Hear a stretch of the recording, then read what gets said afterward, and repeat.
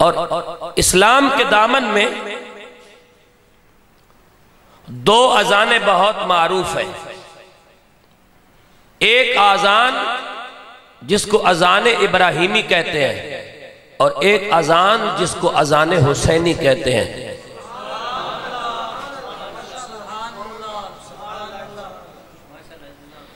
ایک ہے اذان ابراہیمی اور ایک ہے اذان حسینی. دونوں صحرا میں دی گئیں، ایک دادا نے دی اور ایک پوتے نے دی. دونوں وادی غیر ذی زرع میں دی گئی. اذان ابراہیمی کے بعد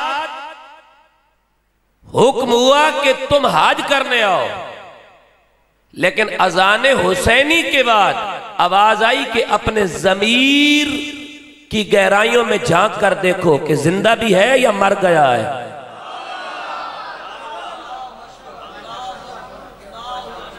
زندہ بھی ہے یا مر گیا ہے. کیونکہ اذان کا معنی ہوتا ہے دعوت دینا، ندا کرنا، آواز دینا، پکارنا، کسی کو انوائٹ کرنا، کسی کو بلانا، کسی کو مدعو کرنا. اذان کا یہ معنی ہے.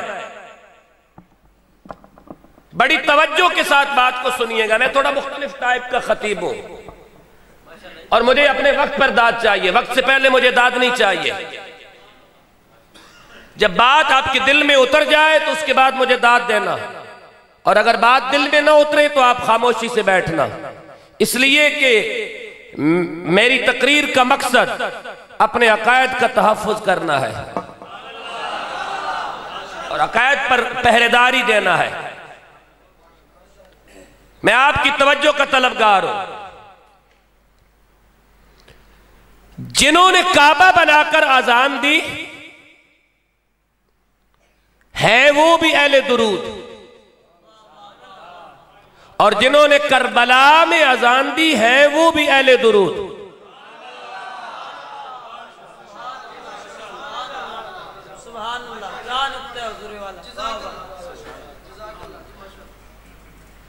کعبہ بنانے والے جنہوں نے کعبہ بنا کر اذان دی وہ بھی مستحق سلام ہے، اور جنہوں نے کربلا معلی بنائی وہ بھی مستحق سلام ہے. جنہوں نے کعبہ بنایا وہ بھی اہل بیت ہے، جنہوں نے کربلا بسایا وہ بھی اہل بیت ہے. جنہوں نے کعبہ بنایا نماز میں ان پر بھی درود ہے. جنہوں نے کربلا معلی بنایا نماز میں ان پر بھی درود ہے. لیکن ایک نفیس فرق ہے کہ جنہوں نے کعبہ بنایا اسے اہل بیت خلیل کہتے ہیں، اور جنہوں نے کعبہ بچایا انہیں اہل بیت محمد کہتے ہیں.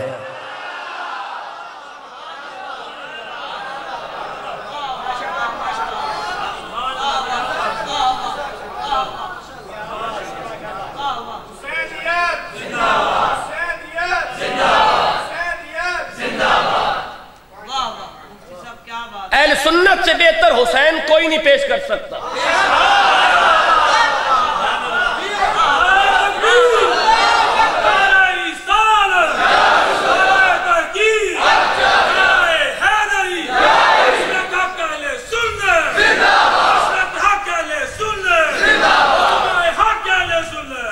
غسل کر کے خوشبو لگا کے لباس پہن کر باوضو مسجد میں اللہ کے ذکر کے زیر سایہ حسین بیان کرنا اور ہے.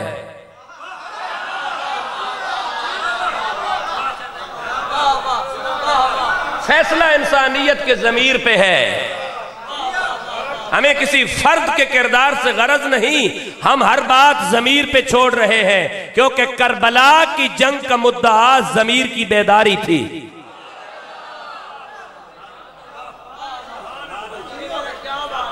کیونکہ کربلا میں جتنے بھی امام عالی مقام کے مقابلے میں آئے تھے یزید سے 300 ریال لے کے آئے تھے. دور حاضر میں دیکھو کہ وہ کون ہے یزید فکر جو چند ٹکوں پہ بک جاتا ہے، اور کون ہے جو اپنی جان پہ کھیل کر بھی حسین کا نعرہ لگا کے ناموس رسالت کی پہرے داری کر رہا ہوتا۔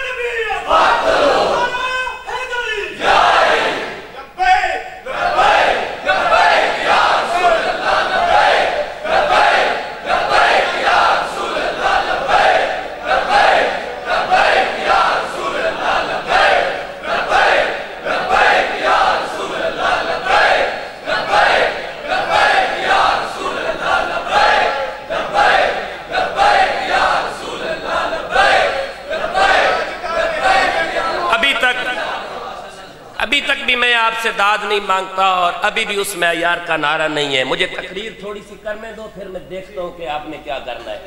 سبحان اللہ بولے تو میں آگے چلوں۔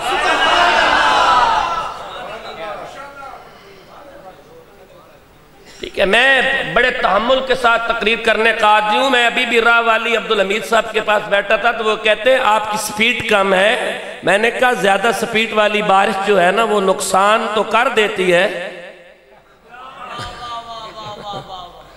میں نے کہا میں نے جان بوجھ کر میں اپنی گاڑی کو 60 کی سپیڈ پہ لے جاتا ہوں، ورنہ 120 پر بھی گاڑی جا سکتی ہے، لیکن چونکہ آگے راستہ ابھی تک تیار نہیں ہے، میں راستہ بنا لوں پھر گاڑی چلا لیتے ہیں۔ سبحان اللہ بولے اور میں اگلی بات آپ کے حوالے کروں۔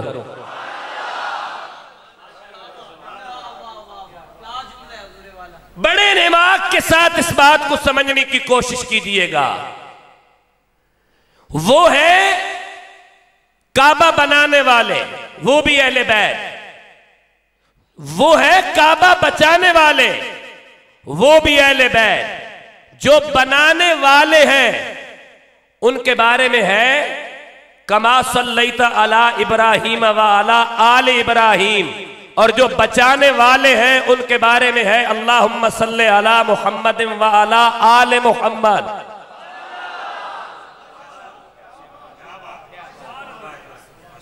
ہم نے تو بہت ساری منزل شناسی کرنی ہے، بہت سارے مقام سے ہم نے گزرنا ہے، ہم نے ایک مقام پہ نہیں ٹھہرنا۔ ہم نے الخمس سے لے کر والناس تک پورے قرآن میں غوطہ زنی کرنی ہے،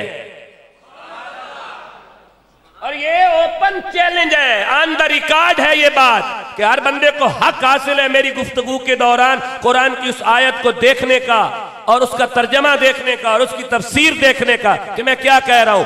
وَأَذِّن فِي النَّاسِ بِالْحَجِّ يَأْتُوكَ رِجَالًا، یہاں قرآن مجید کے ان الفاظ پہ غور کریں۔ وَأَذِّن فِي النَّاسِ بِالْحَجِّ، اے ابراہیم لوگوں میں حج کی عام ندا کر دو۔ یا اللہ اس ندا کو پہنچائے گا کون؟ فرمایا یہ آپ کی ذمہ داری نہیں ہے، آپ کا کام ہے آواز دینا، آپ آواز دو۔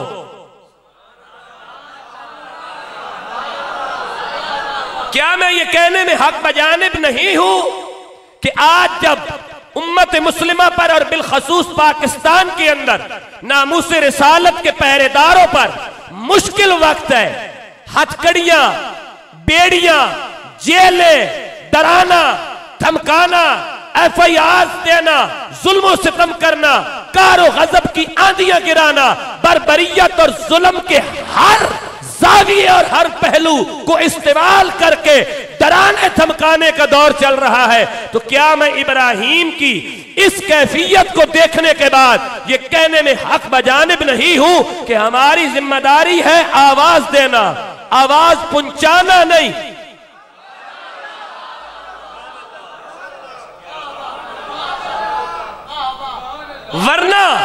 ورنہ مدینہ سے ہزاروں میل دور میدان کربلا کے اندر حسین ابن علی نے آواز پہنچائی نہیں تھی، آواز دی تھی، لیکن آج 1400 سال گزرنے کے بعد بھی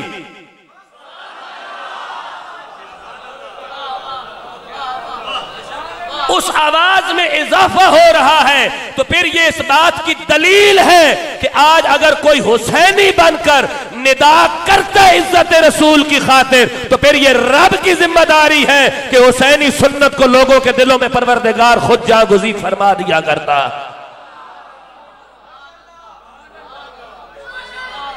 ایک منٹ رکو بیٹا۔ وَأَذِّن فِي النَّاسِ بِالْحَجِّ يَأْتُوكَ رِجَالًا۔ آپ کو نعرہ لگانے کا بہت شوق ہے، میں آپ کو پورا ٹائم دیتا ہوں نعرہ لگانے کا، آپ کھڑے ہو کے نعرہ لگانا، ٹھیک ہے، رونا نہیں ہے۔ وَأَذِّن فِي النَّاسِ بِالْحَجِّ يَأْتُوكَ رِجَالًا۔ ابراہیم آپ ندا کریں، ہمارا کام ہے پہنچانا۔ یا اللہ اس ندا کا سبب کیا ہے؟ کہ بالحج، لوگ حج کے لیے آئے۔ کس کے لیے؟ حج کے لیے۔ اب حج کہاں ہوتا ہے؟ مکہ میں ہوتا ہے۔ یہ قرآن پاک پڑھا ہے جی، یہ ہر بندے کو حق حاصل ہے، آگے آ کے دیکھیں قرآن کے الفاظ ہیں وَأَذِّن فِي النَّاسِ بِالْحَجِّ، اور لوگوں میں حج کی عام ندا کر دے۔ یا تو کا، وہ حج کرنے کے لیے تیرے پاس آئے۔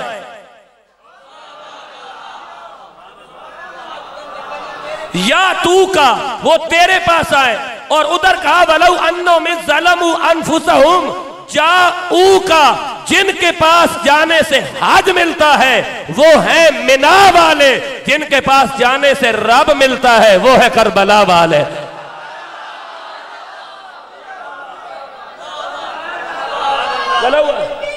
لگا لے پتر، لگا لے، لگا لے، لگا لے نعرہ۔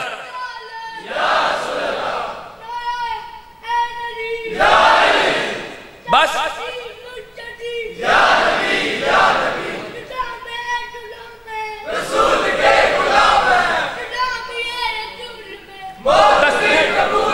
بس بہت ہو گیا۔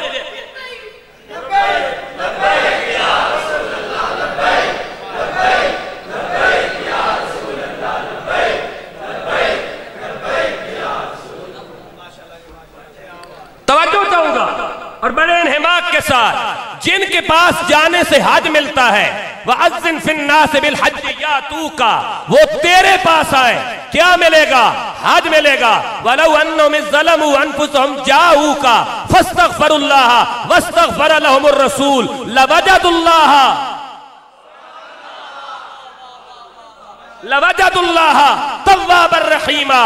یا تو کا، منا والوں کے پاس جانے سے حج ملتا ہے، جاؤ کا، کربلا والوں کے پاس جانے سے رب ملتا ہے۔ ہو سکتا ہے کوئی کہے کہ کربلا کے اندر جانے سے حج کیسے، رب کیسے ملتا ہے، تو میں یہ ثابت کرنے کے لیے تیار ہوں کہ کربلا میں سامنے حسین تھا، پردہ غیب میں حسین کا نانا تھا۔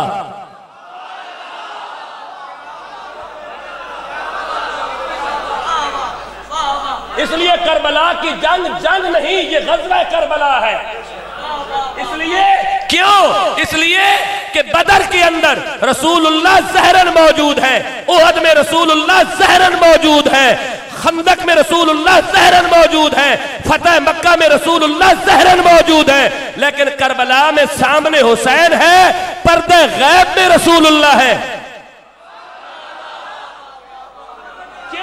اس لیے کہ میرے نبی یہ دیکھنے آئے ہیں جن کا مکتب بیت اللہ تھا، جن کا نصاب کتاب اللہ تھا، جن کا استاد رسول اللہ تھا، جن کی جماعت حزب اللہ تھی، جن کا امتحان لینے والا اللہ ہے۔ آج میں دیکھوں تو صحیح وہ کلاس کیسا امتحان دے رہی ہے۔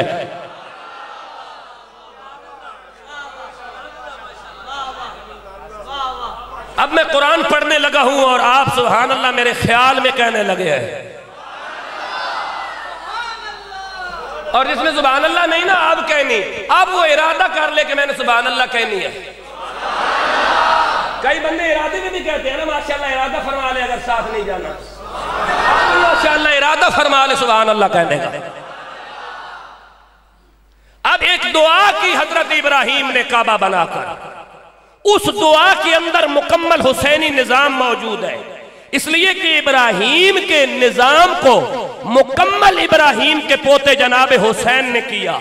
اس پر میں قرآن پڑھنے لگا ہوں اور پھر میں ساتھ ساتھ بارگاہ صحابہ میں جاؤں گا۔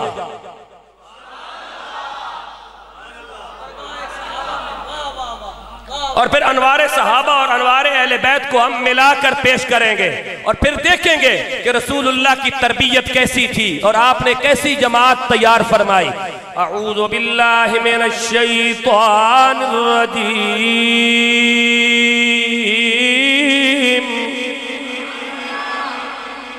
بسم اللہ الرحمن الرحیم،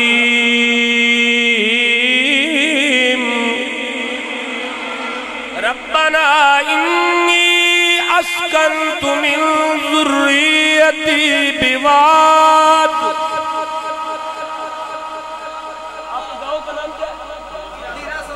تیرا سندہ سیال کوٹ کے روشن ضمیروں، ربنا انی اسکنت من ذریتی بواد غیر ذی زرع عند بیتک المحرم، ربنا لیقیموا الصلاة فاجعل أفئدة من الناس تهوی إلیہم وارزقهم من الثمرات لعلهم يشكرون۔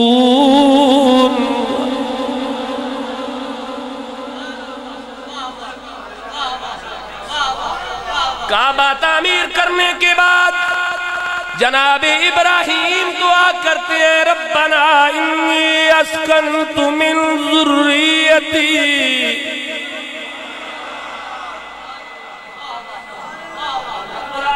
میں اپنی اولاد میں سے کچھ اولاد، کتنے تھے؟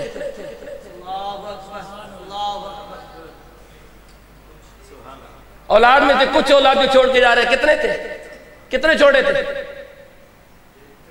ایک، یہی بات ہے نا، ایک چھوڑا تھا، دوسرا تو بھی تھا ہی نہیں، وہ تو اس کے بعد 13 سال کے بعد پیدا ہوئے، اور ابراہیم کہتے ہیں میں کچھ چھوڑ کے جا رہا ہوں، تو یا اللہ یہ کیا ہے؟ فرمایا جو لوح محفوظ پہ 13 سال کے بعد آنے والا دیکھ لے، وہ ہے منا والے، جو سیالکوٹ کی مسجد میں بیٹھ کر لوگوں کے دلوں کی دھڑکنوں میں حسین دیکھے، وہ ہے کربلا والے۔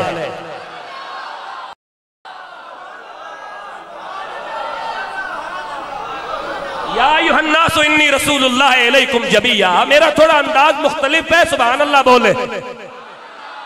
میں اپنی ہر بات پہ قرآن پڑھوں گا، میں اپنی ہر بات پہ قرآن پڑھوں گا۔ لنڈے کے انگریز، لبرل آنٹیاں، سیکولر درندے، موم بتی آنٹیاں، میرا جسم میری مرضی والے بے غیرت کیا جانے کہ قرآن میں کون سی لذت پائی جاتی ہے۔ سمجھانے کے لیے اور آسان کر دوں، لنڈے کے انگریز کیا جانے، بندر کیا جانے کہ ادرک کا سواد کیا ہوتا ہے۔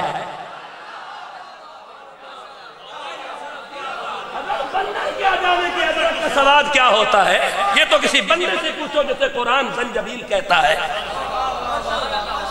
جنت میں بھی جو شربت پلایا جائے گا حسینیوں کو وہ ادرک کا پلایا جائے گا، اب بندروں کو کیا پتا؟ بولے سبحان اللہ۔ دیکھنا ہو تو کدھر لکھا ہوا ہے پلایا جائے گا؟ قرآن کا 29واں سپارہ نکالنا، سورت دار نکال لینا، وہاں لکھا ہوا ہے۔ میرا موضوع نہیں ہے، ورنہ اس موضوع پہ پھر کبھی پوری تقریر کر لے۔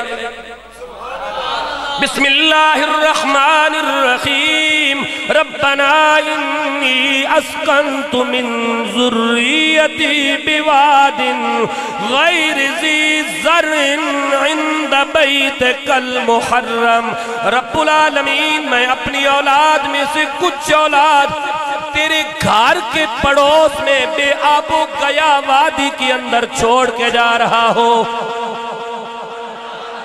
جو اپنی کچھ اولاد بواد ذی زرع میں چھوڑ جائے وہ منا والے، جو سارے لے جائیں وہ کربلا والے۔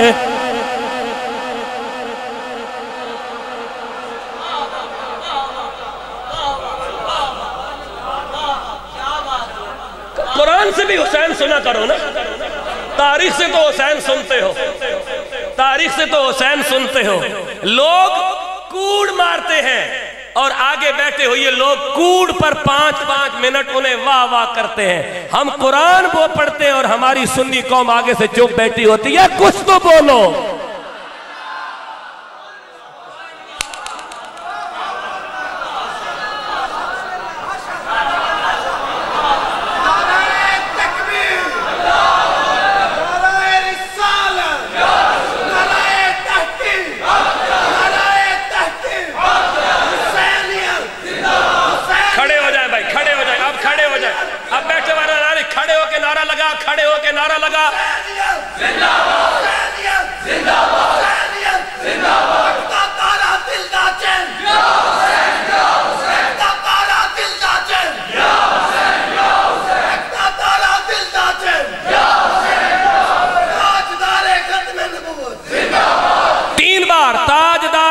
ختم نبوت، تاجدار ختم نبوت،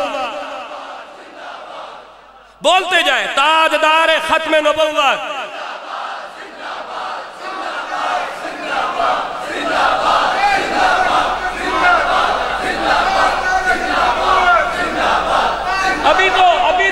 ابھی تو میں حسین پیش کر رہا ہوں، ابھی تو میں نے یہ بھی آپ کو بتا کے جانا ہے کہ کربلا کی جنگ کا اصل مقصد جو تھا وہ ناموس رسالت اور عقیدہ ختم نبوت کی حفاظت کرنا تھا۔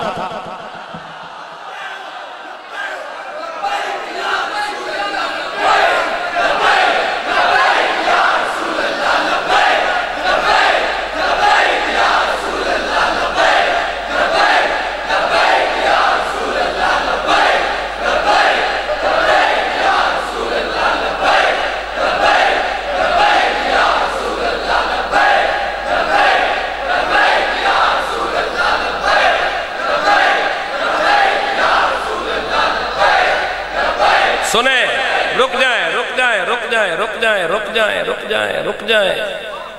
آپ اور ہم وہ خوش نصیب ہیں، آپ اور ہم وہ خوش نصیب ہیں، ہم وہ حسینی ہیں، ہم سنی، اور ہم تو ہیں زیادہ اکثریت یہاں میں آوان ہوں، اور آپ مجھے بتایا گیا کہ یہاں اکثریت آوانوں کی ہے۔ ہم آوان وہ خوش نصیب ہیں جن کا جد امجد غازی عباس کربلا کے اندر حسین کا علمدار تھا۔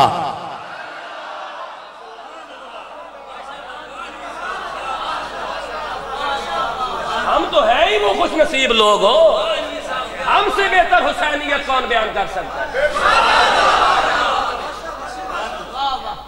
ابھی تو بہت کچھ آپ سے شیئر کرنا ہے، بڑی دل کی باتیں ہیں جو آپ سے میں نے کرنی ہے، بہت کچھ آپ کے سامنے رکھنا ہے۔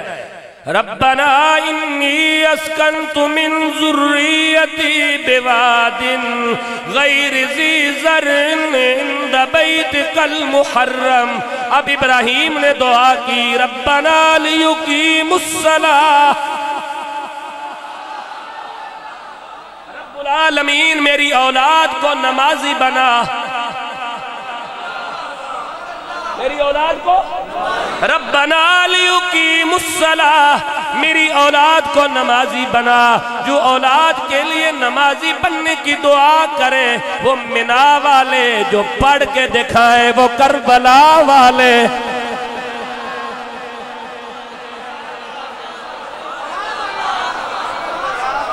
نظر آیا قرآن میں حسین؟ تاریخ یہ لکھتی ہے، تاریخ یہ لکھتی ہے، تاریخ یہ لکھتی ہے، تاریخ یہ لکھتی ہے۔ ہمیں تو رسول اللہ قرآن اور اہل بیت کے حوالے کر کے گئے ہیں، تاریخ کے حوالے کر کے نہیں گئے ہیں۔ ہم نے ابو بکر صدیق کو ماننا ہے تو تاریخ پہ نہیں ماننا، حسین کے کہنے پہ ماننا ہے۔ ہم نے فاروق اعظم کو ماننا ہے تو تاریخ کے کہنے پہ نہیں ماننا، مولا علی کے کہنے پہ ماننا ہے۔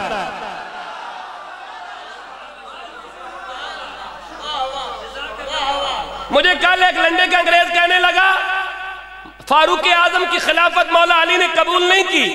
میں نے کہا حضرت مجھے ایک بات بتاؤ، جب فاروق اعظم 2 بار یمن گئے تھے پیچھے کس کو امیر المومنین بنا کے گئے تھے؟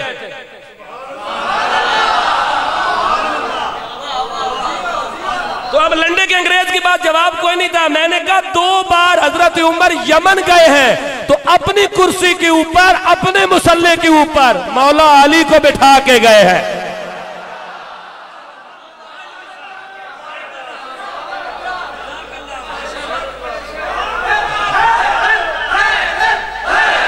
یہ بات، یہ اس کا نام سنی جاتا ہے۔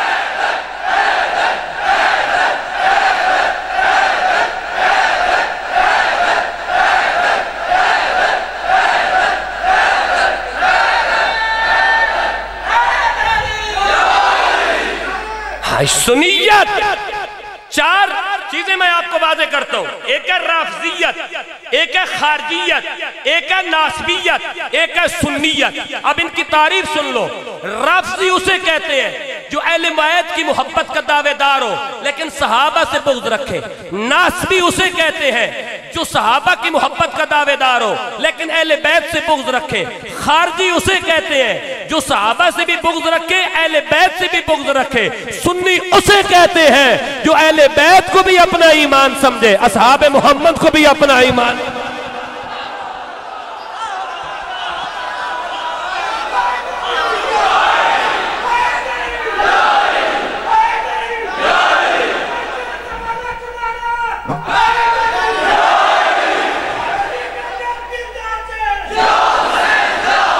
شابہ شابہ شابہ اکھدی ٹھنڈک دل دا چین.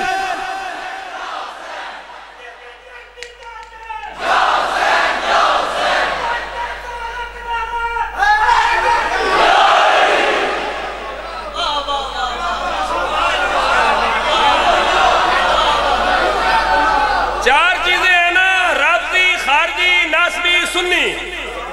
رافضی وہ جو اہل بیت کی محبت کا دعویٰ کرے، صحابہ کا گستاخ ہو. ناسبی وہ جو صحابہ کی محبت کا دعویٰ کرے، اہل بیت کا گستاخ ہو. خارجی وہ جو اہل بیت سے بھی نفرت کرے، صحابہ سے بھی نفرت کرے. اور سنی وہ جس کے ایمان کا ایک حصہ صحابہ کہلائے تو ایمان کا دوسرا حصہ آل محمد کہلائے.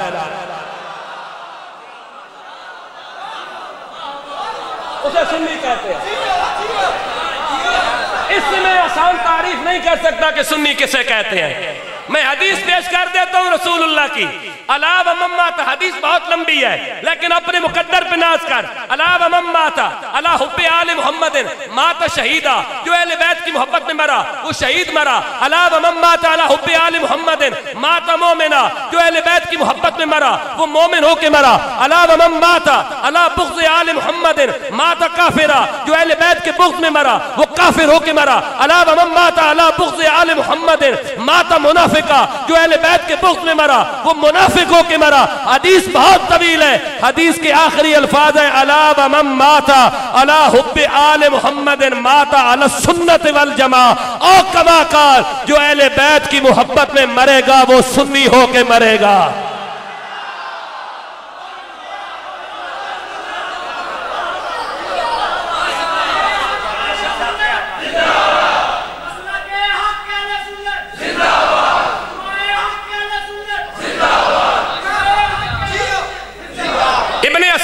حدیث دکھا سکتا ہوں. حسنین کو اللہ کے رسول نے اٹھایا، فرمایا حسن اور حسین میرے دو پھول ہیں اور اہل سنت کی آنکھوں کی ٹھنڈک ہے.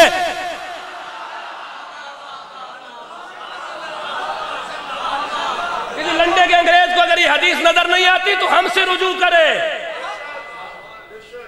ہم وہ لوگ ہیں خوش نصیب جن کا نام 1400 سال پہلے حسین کے نانا کی زبان پہ مچل رہا تھا.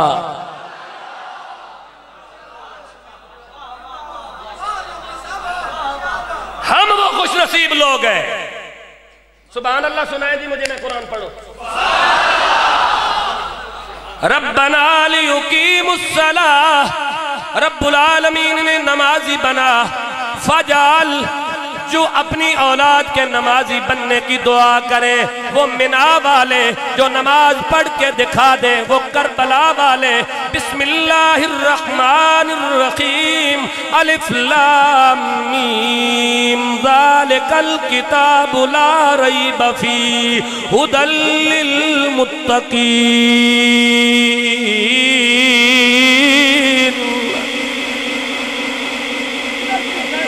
ادھر بھی حسین دکھاتا ہوں. الذین یؤمنون بالغیب ویقیمون الصلاة ومما رزقناہم ينفقون.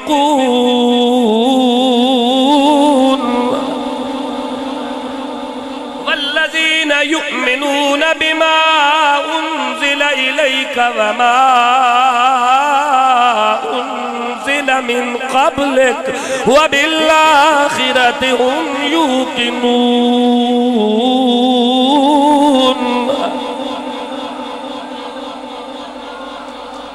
سیال کوٹ کے روشن ضمیروں، سیال کوٹ کے باعزت سنی مسلمانوں، رب العالمین کا پیغمبر دعا کرتا ہے انہیں نمازی بنا. کس کو نمازی بنا؟ میری اولاد کو نمازی بنا. نماز تو ساری اولاد ابراہیمی نے پڑھی لیکن حسین نے کوئی وکری نماز پڑھی. بندوں سے کیا پوچھوں میری ابتدا کیا ہے، میں اس فکر میں رہتا ہوں میری انتہا کیا ہے۔ خودی کو کر بلند اتنا کہ ہر تقدیر سے پہلے، آپ کا سیالکوٹی بابا بولا تھا، خودی کو کر بلند اتنا کہ ہر تقدیر سے پہلے خدا بندے سے خود پوچھے بتا تیری رضا کیا۔ پوچھی ہے تو نے امامت کی حقیقت مجھ سے، خدا تجھے میری طرح صحب اسرار کرے، ہے تیرے زمانے کا وہ امام برحق جو تجھے حاضر و موجود سے بیزار کرے اور موت کے آئینے میں دکھا کے رکھے دوست تیرے لیے جینا اور بھی دشوار کرے۔ فتنہ ملت بیضا ہے، امامت اس کی جو مسلمان کو سلاطی کا پرستار کرے۔ علامہ اقبال سیالکوٹی کہتا ہے کہ اس مولوی اور اس پیر کے قریب نہ جانا جو لوگوں کو بادشاہوں کا بوا دکھاتا ہے، اس مولوی کے پیچھے چلنا جو حسین کے نانے کا بوا دکھاتا ہے۔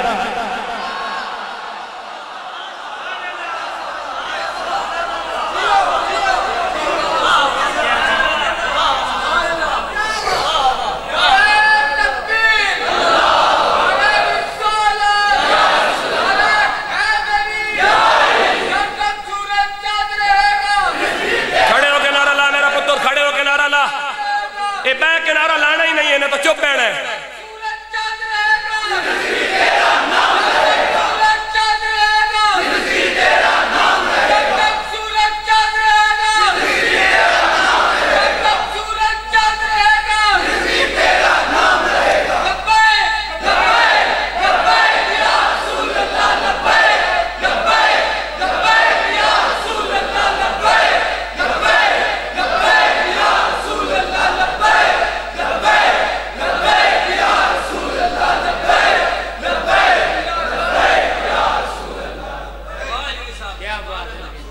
میں کتنا وقفہ دے کے تقریر کر رہے ہیں، کتنا ریسٹ مار کے میں تقریر کر رہے ہیں، کتنا وقفہ دے رہے ہیں، اتنا وقفہ خطیب دینا۔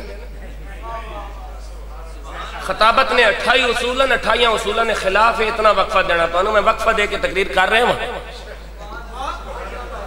خطابت نے 28 اصولن خلاف ہے گا کہ اتنا وقفہ عوام نو دیو، لیکن میں اتنا وقفہ دے کے تانوں تقریر اس بات سے کر رہے ہیں کہ اگلی گل پچا لو، پچھلی میں تاں کرا۔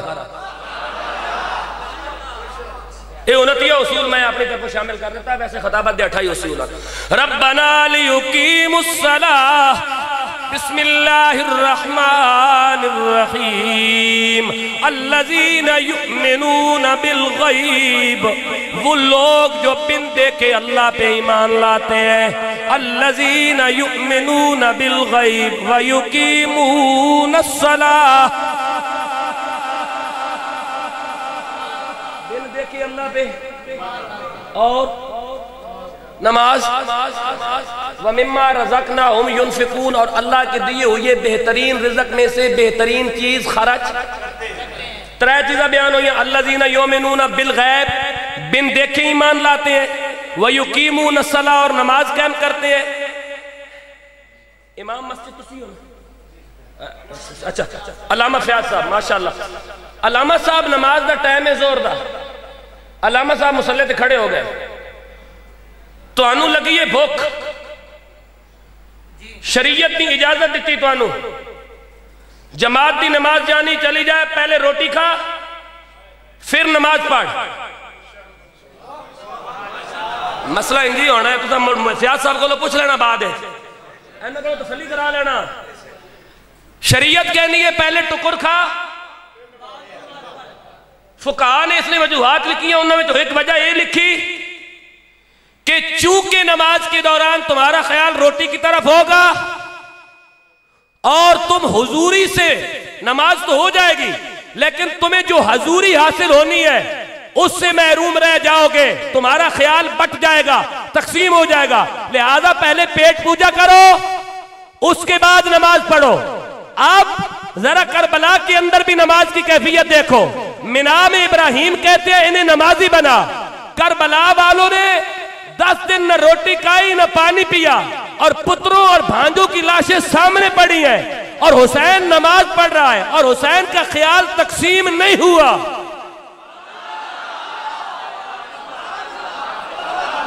بولو بولو،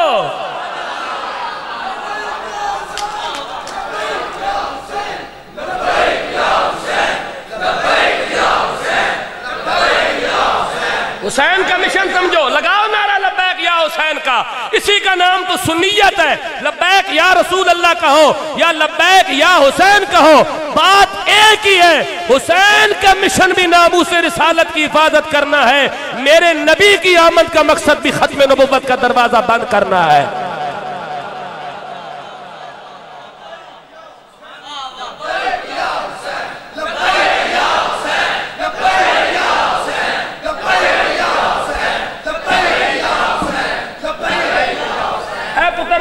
جی علی اکبر دی پتر دی لاش پئی، اے علی اصغر دی لاش پئی، اے قاسم دی لاش پئی، اے آنو محمد دی لاشا پئیاں، اے قاسم جیسے بھائی کی، اے قاسم جیسے بھتیجے کی لاش پڑی ہے، عباس جیسا بھائی، ابو بکر جیسا بھائی، عمر جیسا بھائی، عثمان جیسا بھائی، جعفر جیسا بھائی، محمد جیسا بھائی، اور حضور کے 104 اور 5 اور 108 سال کے بوڑھے صحابی جن کی آنکھوں سے بینائی بھی جا چکی ہے، ان کی لاشیں سامنے پڑی ہے اور حسین نماز پڑھ رہا ہے، تو پھر بتاؤ نا ختم نبوت کے پہرے دار کا عقیدہ کتنا مستحکم ہے۔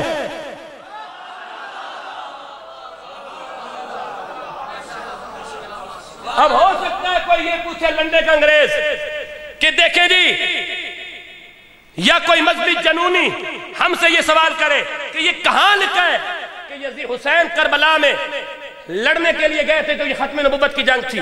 میں بتاتا ہوں جناب، تفسیر کا نام روح المعانی، جلد نمبر 29، لکھنے والے سید محمود آلوسی بغدادی، تفسیر کا نام تفسیر مظہری، جلد نمبر 8، سورۃ نور، آیت نمبر 78، لکھنے والا قاضی ثناء اللہ پانی پتی۔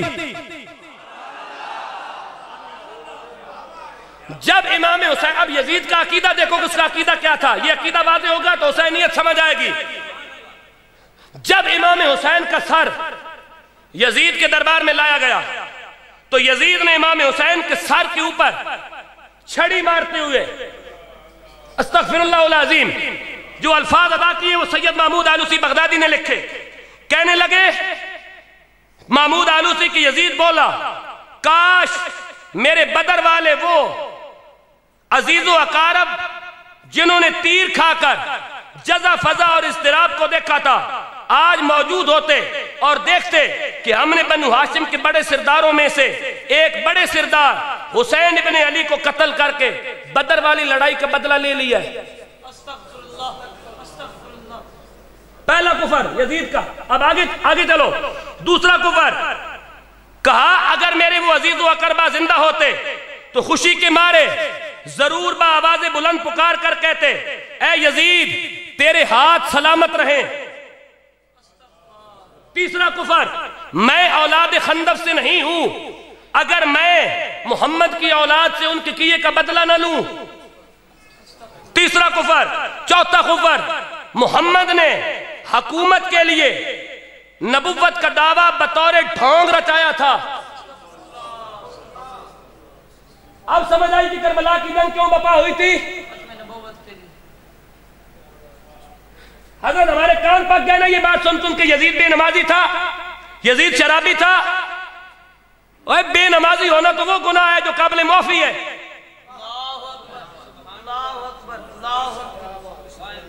ایک بندہ نماز نہیں پڑھتا وہ مر جائے، مسلمان مرے، بے نمازی تھا، وہ سزا بھگت کے جنت میں جائے گا۔ ایک بندہ شرابی ہے، میں یہ نہیں کہہ رہا کہ پیتا کرو، میں کہہ رہا ہوں بہت بڑا گناہ ہے، لیکن اگر وہ مر جائے اس حالت میں توبہ کیے بغیر تو اپنی سزا بھگت کے وہ حضور کی شفاعت سے جنت میں جائے گا۔ کربلا صرف شرابی اور بے نمازی نہیں تھا، ختم نبوت کا منکر تھا، جس کے لیے امام حسین علی اصغر جیسا 6 مہینے کا بچہ بھی لے کر ناموس رسالت کے تحفظ کے لیے حرمین چھوڑ کر کربلا میں ڈیرے لگا رہے ہیں۔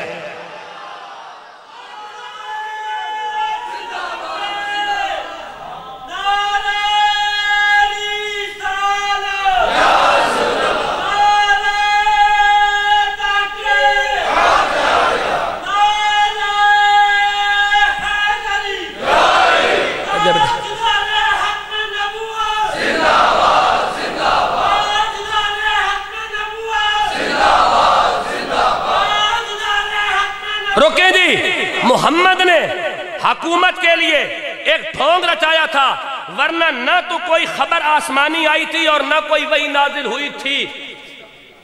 اب وحی کا انکار قرآن کا انکار ہے، آسمانی خبر کا انکار قرآن کا انکار ہے، قرآن کا انکار عقیدہ ختم نبوت کا انکار ہے، ختم نبوت کا انکار انسان کو کافر نہیں بناتا، مرتد بناتا ہے۔ اور جب ایک بندہ مرتد ہو گیا، اس کا یہ ارتداد جب امام عالی مقام اور خاندان رسول پر واشگاف ہو گیا تو آل رسول نے اپنے گھر کی پاک بیبیوں کو بھی ساتھ لے کر اور 6 مہینے کے بچوں کو بھی ساتھ لے کر کربلا میں جا کر یزید سے مقابلہ کر کے اور اپنی جانیں قربان کر کے قیامت تک اس عقیدے کا تحفظ اور اس عقیدے کی حفاظت اور عقیدے کی حفاظت کر کے عقیدہ دیا ہے۔ اس کام کے لیے عورتیں بھی گھر میں نہ بیٹھے، بچے بھی گھر میں نہ رہے۔ یہ اتنا اہم کام ہے کہ صرف خادم رضوی نے نہیں کرنا، امت کے ہر فرد نے کرنا ہے۔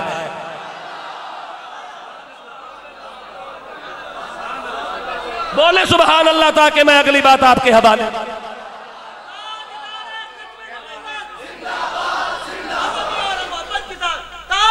کھڑے ہو گئے۔ زندہ باد زندہ باد، ہاتھوں کو بلند کر لیں۔ تاجدار ختم نبوت زندہ باد زندہ باد، مزہ نہیں آ رہا، ابھی تک مزہ نہیں آ رہا۔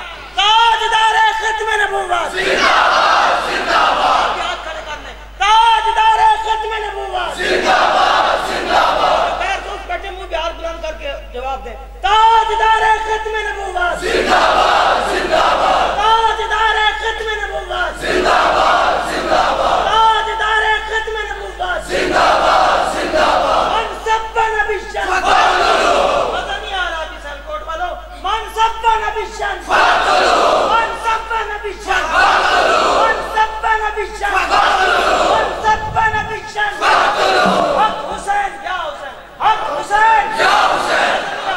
ایک منٹ، حق حسین واہ حسین، حق حسین،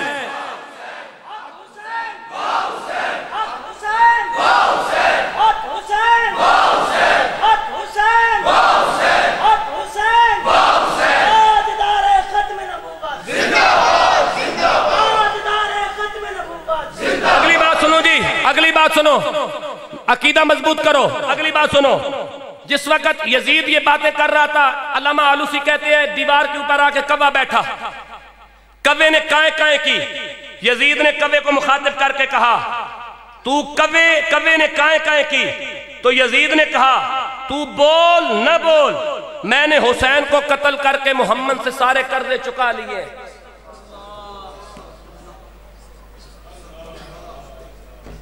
اب بتاؤ ختم نبوت کی جنگ صرف بے نمازی کے خلاف تھی یا عقیدہ ختم نبوت کے غدار کے خلاف تھی؟ صرف شرابی کے خلاف تھی یا ناموس رسالت کے غدار کے خلاف تھی؟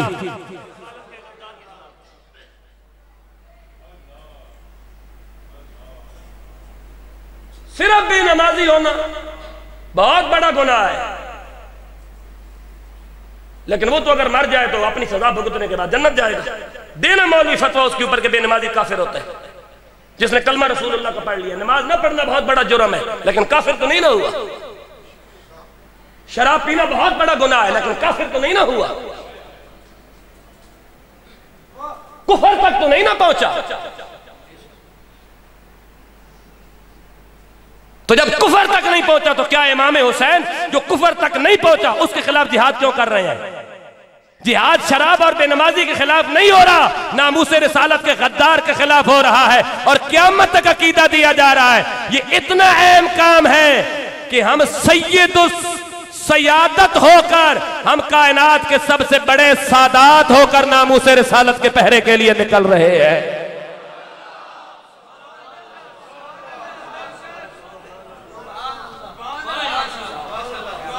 یہ باتیں سمجھنے کی ہیں جن باتوں کو ہم نے بھلایا ہوا ہے۔ اب امام حسین کے ایک مقام کی میں جھلک دکھاتا ہوں آپ کو کہ امام حسین کا مقام کتنا بلند ہے، اور اس کے لیے مجھے جانا پڑے گا حضرت فاروق اعظم کی بارگاہ میں۔ بولو سبحان اللہ تاکہ میں اگلی بات آپ کے حوالے کروں۔ کون فاروق اعظم؟ کون فاروق اعظم؟ پہلے فاروق اعظم کا تعارف سن لو اور پھر فاروق اعظم کی زبان سے میں حسین بتاتا ہوں، اور پھر حسین کا کردار جب فاروق اعظم کی زبان سے سنو گے تو پھر آپ کے دل میں ٹھنڈ پڑے گی کہ اس کا نام سنیت ہوتا ہے۔ قرآن مجید کی میں آیت پڑھنے لگا ہوں حضرت فاروق اعظم کی شان میں، پہلے تعارف سن لو جناب فاروق اعظم کا۔ قرآن مجید کا علامہ صاحب 18 سپارہ ہے، سورت مومنون ہے، آیت نمبر 12، 13 اور 14 میں پڑھنے لگا ہوں۔ جن کا پروگرام ہے سبحان اللہ کہنے کا کہیں اور میں قرآن پڑھوں۔ اعوذ باللہ من الشیطان الرجیم،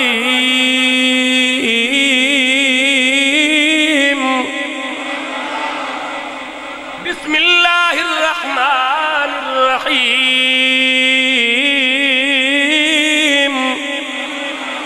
وَلَقَدْ خَلَقْنَا الْإِنسَانَ مِنْ سُلَالَةٍ مِّن طِينٍ، بسم اللہ الرحمن الرحیم۔ وجدان ساؤنڈ اپنے پورے وجد میں ہے، اور اللہ کا قرآن تو پھر اللہ کا قرآن ہے، اس کا تو وجد ہی اپنا وجد ہے۔ وَلَقَدْ خَلَقْنَا الْإِنسَانَ مِنْ سُلَالَةٍ مِّن طِينٍ ثُمَّ جَعَلْنَاهُ نُطْفَةً فِي قَرَارٍ مَّكِينٍ۔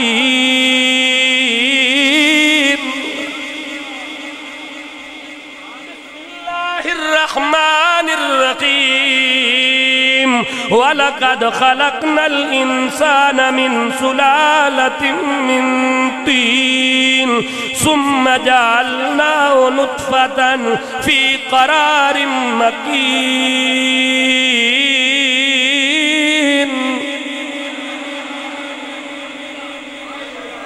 بسم اللہ الرحمن الرحیم، ثم خلقنا النطفة علقة فخلقنا العلقة مضغة فخلقنا المضغة عظاما فكسونا العظام لحما ثم أنشأناه خلقا آخر فتبارك الله أحسن الخالقين۔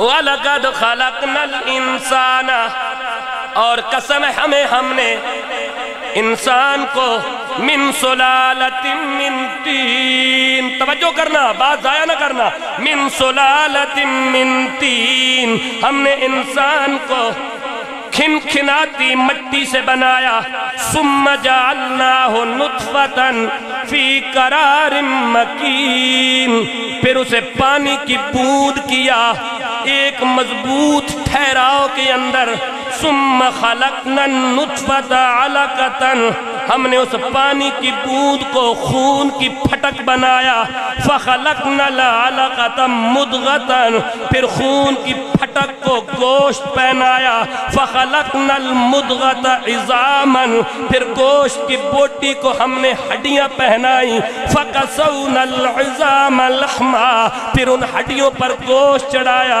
ثم انشأناه خلقا آخر، پھر ہم نے انسان بنا کے کھڑا کر دیا۔ جب قرآن کی یہ آیت نازل ہوئی، فاروق اعظم بارگاہ رسالت آپ میں موجود ہے، آپ کی زبان سے نکلا فَتَبَارَكَ اللَّهُ أَحْسَنُ الْخَالِقِينَ۔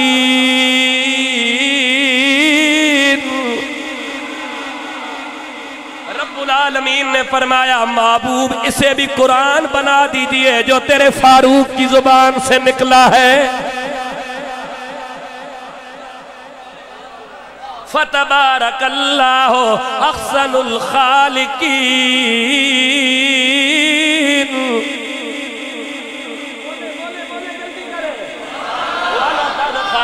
وَلَقَدْ خَلَقْنَا الْإِنسَانَ مِنْ سُلَالَةٍ مِّن طِينٍ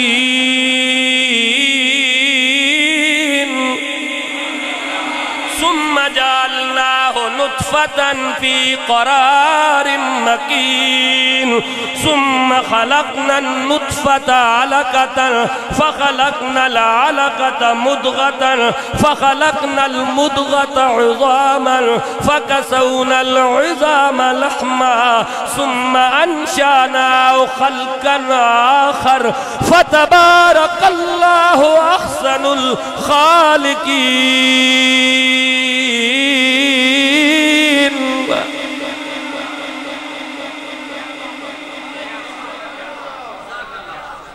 فتبارك أحسن الخالقين. پڑھو میرے ساتھ مل کے، فتبارک اللہ احسن الخالقین. جملے فاروق اعظم کے لیکن کلام رب کا.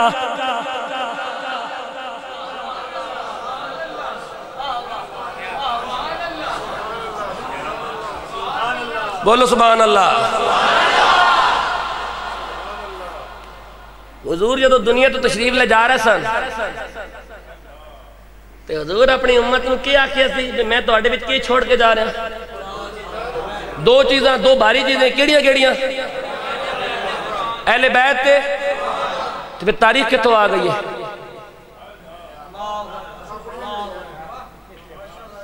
تاریخ میں یہ لکھا ہے، تاریخ میں یہ لکھا ہے، تاریخ نے یہ لکھا ہے. فاروق اعظم کے بارے میں تاریخ نے یہ لکھا ہے، حضرت عثمان کے بارے میں یہ لکھا ہے، حضرت علی کے بارے میں یہ لکھا ہے، حضرت ابو بکر کے بارے میں یہ لکھا ہے، فلاں صحابی کے بارے میں یہ لکھا ہے، فلاں صحابی کے بارے میں یہ لکھا ہے. رسول اللہ دنیا سے جاتے ہوئے امت کو قرآن اور آل کے حوالے کر کے گئے ہیں یا تاریخ کے حوالے کر کے گئے ہیں؟ بولو کس کے حوالے کر کے گئے ہیں؟ بھائی تاریخ جنرل نالج ہے، جنرل نالج. اور جنرل نالج کے ساتھ عقیدے نہیں بنائے جاتے. عقیدہ جب بھی بنے گا یا قرآن کے ساتھ بنے گا یا نبی کے فرمان کے ساتھ بنے گا.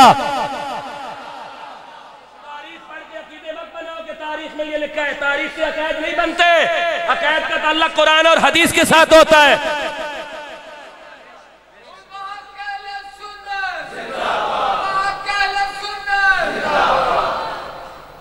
اگر تم تاریخ کی بات کرتی ہو تو تاریخ سے ہم اور بھی بہت کچھ کرتوت نکال کے دکھا دیں گے، پھر کوئی بھی یہاں رہنے کے قابل نہیں رہے گا. اس لیے تاریخ سے عقیدے نہ بناؤ. ہم نے جس کو بھی مانا ہے یا قرآن کی آغوش میں جا کے مانا ہے یا محمد کے فرمان کی آغوش میں جا کے مانا ہے. ہم نے اپنی مرضی سے نہ کسی کو مانا ہے نہ کسی کو چھوڑا ہے. جس کو بھی مانا ہے اسے یا قرآن سے مانا ہے یا آل سے سمجھ کے مانا ہے. جسے بھی چھوڑا ہے اسے قرآن سے سن کے چھوڑا ہے یا آل سے سن کے چھوڑا ہے. جسے آل نے اپنا لیا اسے ہم نے قبول کر لیا، جسے آل نے چھوڑ دیا اسے ہم نے چھوڑ دیا.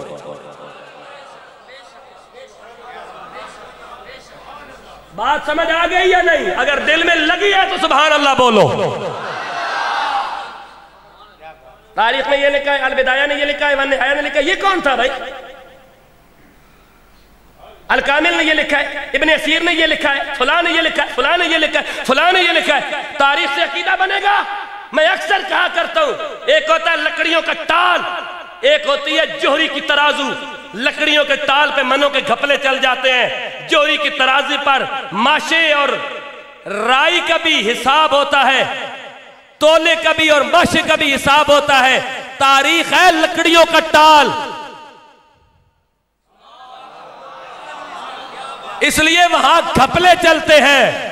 اور قرآن ہے کتاب لا ریب اور اہل بیت ہے خاندان لا ریب. اس لیے یہ جو بات بھی کرے گے وہ جوہری کے ترازو پہ تولی ہوئی بات ہوگی اور رب کی تائید حاصل ہوگی. اور جسے رب کی تائید حاصل ہوگی وہی اہل سنت کا عقیدہ ہوگا.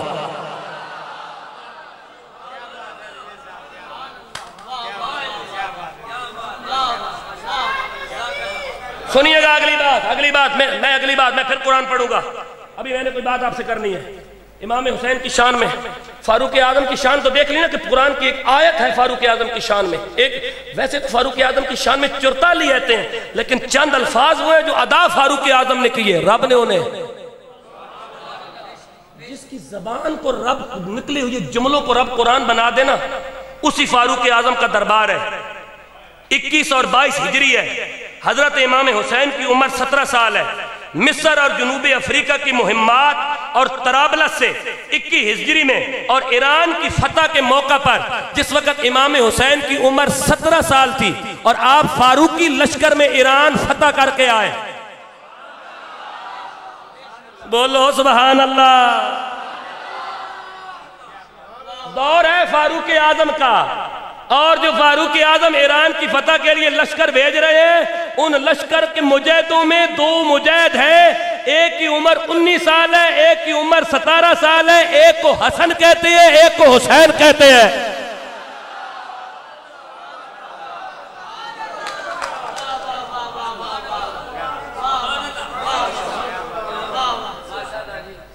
فاروق اعظم 17 سال دا نوجوان امام حسین ایران فتح ہویا تے ایران دا بادشاہ یزدجرد اس نے 3 بیٹیاں مال غنیمت آئیاں مسجد نبوی تے 3 بیٹیاں ان کو پورا مدینہ دیکھنے آیا ہے۔ انہوں نے جو سر کے اوپر اوڑھنی کی ہوئی تھی نا، اس کی چمک سے مدینے کی دیواریں روشن ہو گئیں۔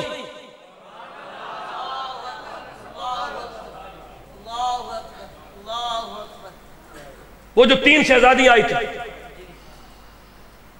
اب سارا مال تقسیم ہو گیا، 3 شہزادیاں بیٹھی ہوئی۔ کسی نے کہا جی ان کے لیے کیا فیصلہ کرنا ہے؟ فرمایا ان میں سے جو یہ سب سے بڑی ہے نا، اس کے لیے ایک شہزادی کی تلاش ہے، وہ ابھی آیا نہیں۔ جو میں نے بات کرنی ہے اس بات کو سمجھنا، پھر آپ کو عقیدہ سمجھ آئے گا۔ پتہ نہیں اب لوگ دیکھنے لگے اپنے بیٹے کو بلائیں گے، ابو بکر صدیق کے بیٹے کو بلائیں گے۔ حکم جاری ہوا، فرمایا جاؤ مولا علی کے بیٹے حسین کو بلا کے لاؤ۔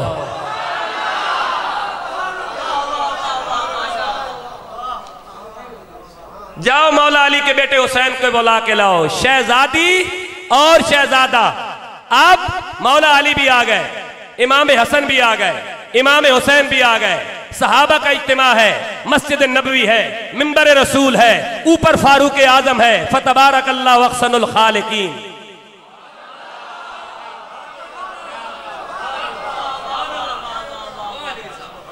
ہاں جی، اوپر فاروق اعظم ہے۔ علامہ احمد امین مصری لکھتے ہیں کہ جس وقت یہ امام حسین مسجد نبوی میں داخل ہوئے تو یہی بی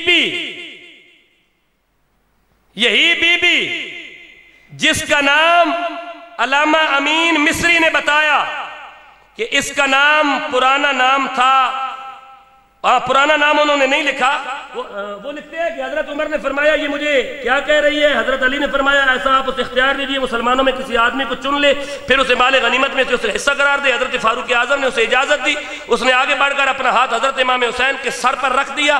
حضرت امیر المومنین نے پوچھا تمہارا نام کیا ہے؟ اس لڑکی نے کہا میرا نام ہے جہاں شاہ۔ حضرت فاروق اعظم نے کہا آج کے بعد جہاں شاہ نہیں، شہر بانو۔ یہ وہی شہر بانو ہے جو حضرت امام زین العابدین کی امی ہے بیمار کربلا کی۔ اس کا نام تھا جہاں شاہ، حضرت فاروق اعظم نے اس کا نام رکھا شہر بانو۔ تو حسین کی بیوی اور زین العابدین کی امی کا نام رکھنے والے فاروق اعظم ہے۔ اب نکاح کی باری آئی، نکاح کون پڑھائے گا؟ نکاح کون پڑھائے گا؟ تو آج کل اس پہ بڑی بحث ہوتی ہے نا کہ رسول اللہ کا نکاح جناب ابو طالب نے پڑھایا تھا، بڑی لمبی بحثیں ہوتی ہیں۔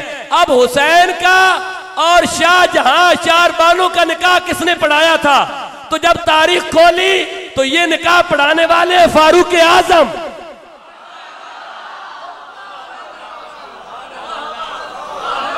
بولو بولو، یہ نکاح پڑھانے والے فاروق اعظم۔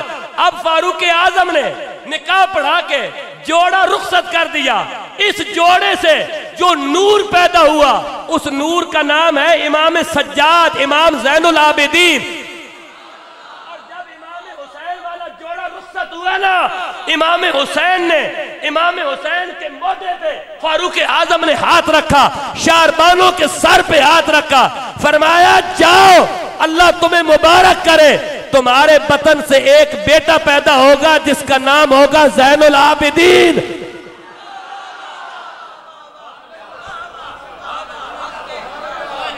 وہ سید ہی نہیں ہو سکتا جو فاروق اعظم کا غدار ہو۔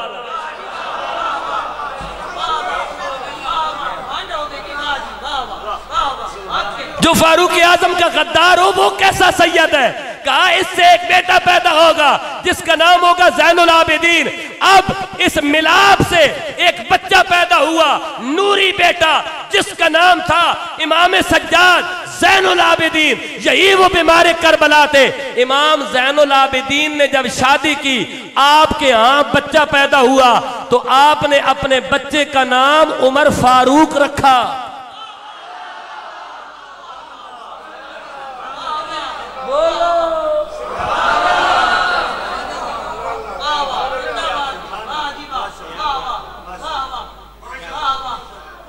ایک پتر دی گل کیتی جانی ہے جس کا نام امام محمد باقر ہے، آپ نے اپنے بیٹے کا نام، پہلے بیٹے کا نام عمر رکھا۔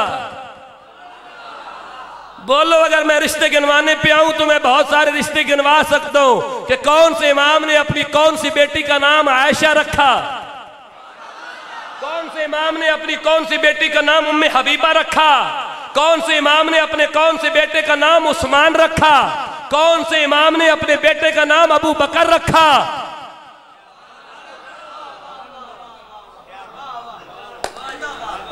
میں گنوانے پہ ہوں تو میں بہت کچھ گنوا سکتا ہوں۔ امام زین العابدین سے پوچھا گیا آپ نے اپنے بیٹے کا نام عمر کیوں رکھا؟ فرمایا میں عمر کی دعا سے پیدا ہوا ہوں، میں نے اس محبت کا ازالہ کرنے کے لیے رکھا ہے۔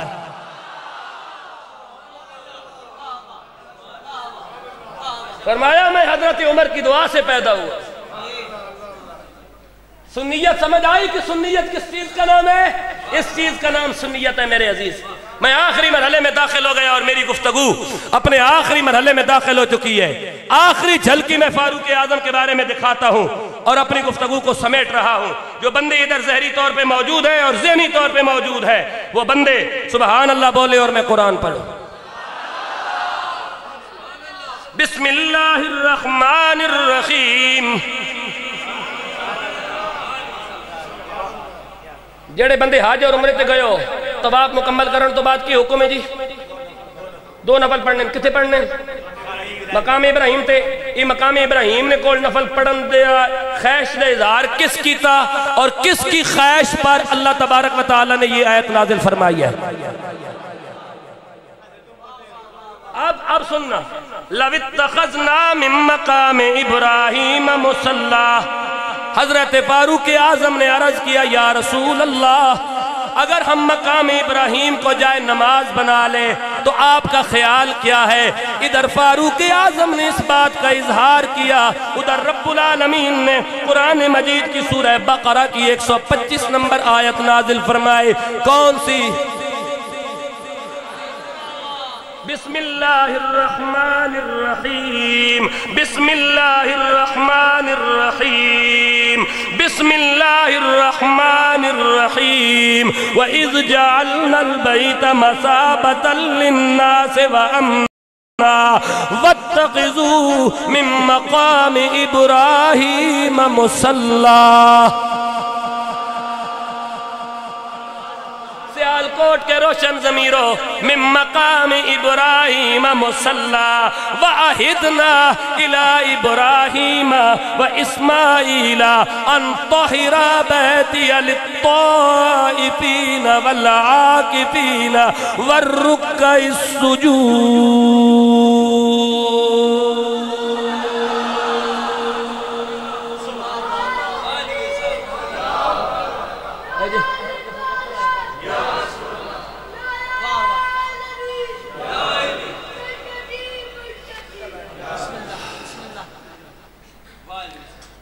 بار بار میں کہہ رہے ہیں ایک گل سنا جا جڑی اتنے سنائی ہے میں گلاں تسی میرے کو نویاں نویاں گلاں سنے کرو، ایک دفعہ جڑیاں سن رہو وہ دوبارہ نہ سنے کرو۔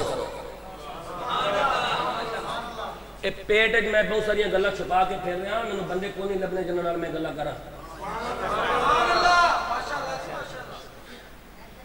میں بہت ساری گلاں پیٹ چھپا کے دماغ چھپا کے دل چھپا کے چپ کر کے بس ایویں سر ڈھا کے پھرنا رہنا بندے ہی کو نہیں لبنا جس نال گل کریے تے تواڈے نال میں دل نہیں بہت ساری گلاں کر چھوڑیاں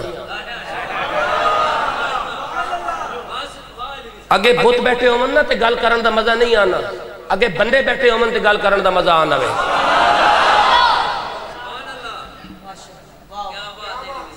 اسانو زیادہ واسطہ ہی بتاں نال پاؤندا بس پھر ٹائم بکتایا گھر واپس آ گئے پھر ساری زندگی افسوس اسے گل دا ٹکا رہندا ہے کوئی نہیں محنت کرن دا فائدہ کیڑا ہے لیکن پھر یہی گل سوچ گئے کہ اساں اپنا پیغام پہنچانا ہے واذن فی الناس بالحج یاتوک رجال تہاڈا کم بانگ دینا ہے تسی بانگ دے اور رب پہنچا دے گا میں سیالکوٹ ایک گل کیتی تھی تے نوجوان کہہ رہے ہیں کہ وہ گل دوبارہ کر دے یار میں وہ گل دوبارہ کر دینا تسی اس زندہ رسول دے امتی ہو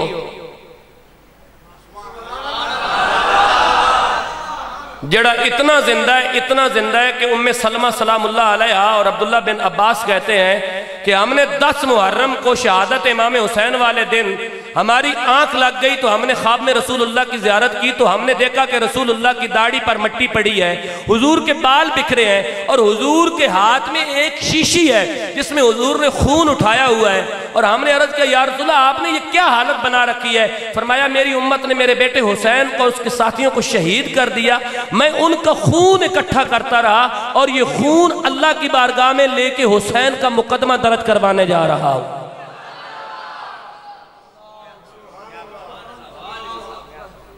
تم اس زندہ رسول کی امتی ہو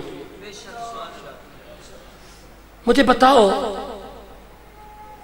جو اتنا زندہ نبی ہے وہ کسی اپنے دشمن کو اپنے گھر میں رہنے دے گا پھر آپ نے کام وہی کیا نا جو آپ کو نہیں کرنا چاہیے تھا نہیں کوئی بات نہیں مزہ بھی لے لیتے ہیں ان سے گلہ نہیں کرنا مجھے ایک بات بتاؤ جو اتنا زندہ نبی ہے کہ کربلا میں حسین اور حسین کے ساتھیوں کا خون اکٹھا کر کے اللہ کی بارگاہ میں مقدمہ درج کروا رہا ہے حسین کے قتل کا مدعی خود رسول اللہ کی ذات ہے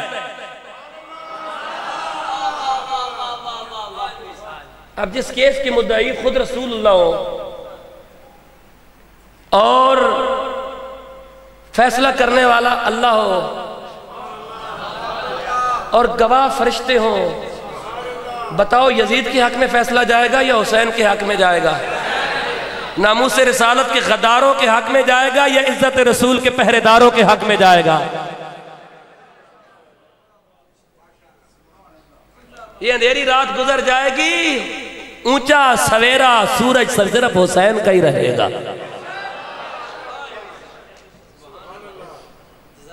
بات سمجھنے کی کوشش کرو وہ نبی جو اتنا زندہ نبی ہے وہ اپنے کسی دشمن کو اپنے گھر میں رہنے دے گا جہاں میرے نبی آرام فرما ہے وہ میرے نبی کا گھر ہے نا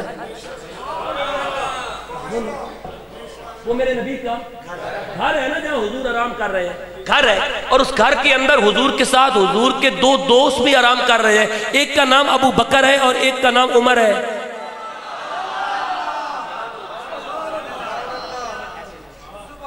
بات دلیل کے ساتھ اور جو دلیل کو نہ سمجھے وہ دال کے اوپر نقطہ لگا لے بات دلیل کے ساتھ اور جو دلیل کو نہ سمجھے وہ دلیل کی دال کے اوپر نقطہ لگا لے میں اپنے سامعین کے ذریعے ناشنا سماعتوں کو کوئی پیغام دینا چاہتا ہوں اور اس بات کو غور کے ساتھ سنیں اور کان کھول کر سنیں حضرت ابو بکر صدیق کے وصال کا وقت آیا آپ نے صحابہ کو بلایا دوستوں کو بلا کے کہا کہ جب میری موت ہو جائے تو مجھے غسل اور کفن دے کر انہی کپڑوں میں مجھے غسل اور کفن دے کر میرا جنازہ رسول اللہ کے دروازے پہ لے جانا اور جا کے عرض کرنا یا رسول اللہ ادخل الحبیب الی الحبیب آپ کا دوست حاضر ہے اگر آپ اجازت دیں اندر سے آواز آتی ہے ادخل الحبیب الی الحبیب جلدی جلدی ایک حبیب کو دوسرے حبیب سے ملا دو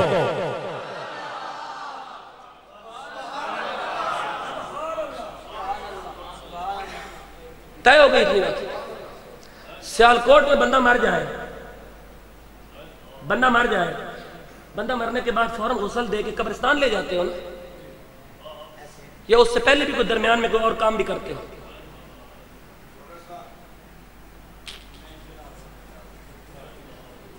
مرنے کے بعد کون سا کام کرتے ہو؟ غسل کے ایک دفن کرتے ہو، لیکن جنازے اور غسل کے درمیان کون سا کام ہے؟ کیا؟ یہی تو بات ہے نا، یہی تو آپ کا سمجھ نہیں رہے. حکم ہے کہ میرا جنازہ رسول اللہ کے دروازے پر لے جانا. اب یہاں بندہ مر جائے تو آپ فوراً جنازہ لے جاتے ہو یا اس سے پہلے قبر کی کھدائی کرتے ہو؟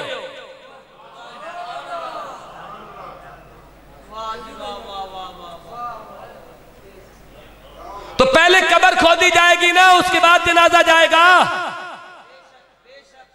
تو صدیق اکبر کہہ رہے ہیں کہ میرا جنازہ رسول اللہ کے دروازے پر لے جانا، دروازہ کھل جائے تو مجھے اندر دفن کر دینا. تو درمیان میں قبر والی بات کدھر گئی؟ بولے سبحان اللہ اگر بول سکتے ہو تو. بھائی پہلے کوئی گیا ہوگا نا گھنٹی بیلچا اٹھا کے قبر کھودے تو دروازہ تو اس نے کھولا ہوگا، تو اس کا مطلب ہے کہ قبر نہیں کھودی گئی. اسی لیے اہل معرفت لکھتے ہیں کہ جس وقت صدیق اکبر غار کو صاف کیا رسول اللہ کے لیے تو حضور نے وعدہ کر لیا تھا، تو نے میرے لیے غار بنائی ہے، میں تیرے لیے مزار بناؤں گا.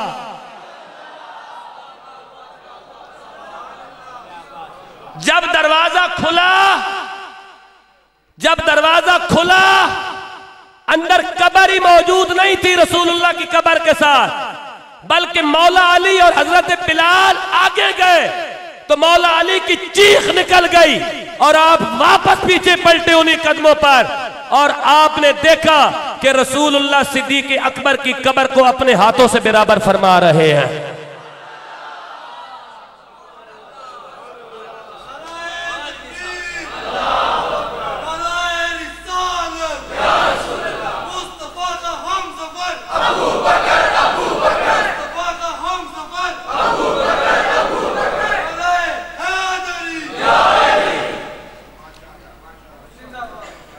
تو اس کا مطلب یہ ہوا کہ درمیان میں قبر کا سلسلہ نہیں آیا، کیونکہ رسول اللہ نے قبر خود ہی صدیق اکبر کے لیے تیار کر لی اور قیامت تک عقیدہ دے دیا. گھروں میں جگہ دشمنوں کو نہیں دی جاتی، انہیں دی جاتی ہے جنہیں پسند فرمایا جاتا. تیرے عقیدے کی صداقت اس سے بڑھ کے کیا ہوگی؟ تیرے عقیدے کی صداقت اس سے بڑھ کے کیا ہوگی کہ تیرا عقیدہ تہران اور نجد کے مال سے نہیں بنا، مدینے والے سلطان کی نگاہ سے بنا ہے. اللہ تعالیٰ پورے اس گاؤں کے لوگوں کی اس خوبصورت کاوش کو اپنی بارگاہ میں قبول فرمائے اور آپ کی عظیم کاوش کو اپنی بارگاہ میں قبول فرما کر آپ سب کو دارین کی سعادت نصیب فرمائے. مسجد کے خطیب محترم ہر دل عزیز شخصیت علامہ فیاض